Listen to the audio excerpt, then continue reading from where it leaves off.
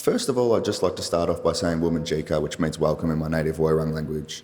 My name's Thane Garvey, and I've worked for Wurundjeri Tribal Land Corporation now for about 12 years, but I grew up in the corporation, grew up in the industry, and grew up on the local mission out at Coranderrk. So that's just a bit of background on myself. I'd just like to start off by paying respects to any Indigenous and non-Indigenous people here today, but I'd also like to pay respects and acknowledge my ancestors and my elders, past, present and emerging. I'd also like to pay respects to the 5 tribes that made up the Kulin Nations. We had the Wadawurrung to the west, we had the Coorong to the northwest, we had the Tanarong to the northeast, and the Bunurong to the south. The Wurundjeri tribe was the 5th tribe within the Kulin Nations, and we were based right in the centre of these 4 amazing tribes. And so our boundary stretched from the Werribee River up to Mount Baw, across the Great Dividing Ranges, then back down to Mordialloc Creek on the other side. Our almighty creator and totem is Bunjil the Wedge-tailed Eagle. So Bunjil is the creator spirit of the Kulin Nations, and Kulin means man. One day I like to watch over my people with Bunjil and my ancestors when our spirits cross over from one life form to another.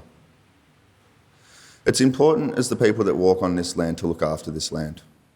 Indigenous people all over Australia have lived here and cared for land sustainably for hundreds, maybe thousands of generations, and we were able to do that in such a good way because we cared for the land in the same way that we cared for a family member, same way we care for a son, a daughter, a mother or a father.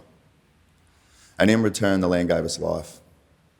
It gave us a beautiful life, a life where everything was as equally as important and nothing was ever exploited, a life of peace, and we've always liked to refer to that as a life of dreamtime.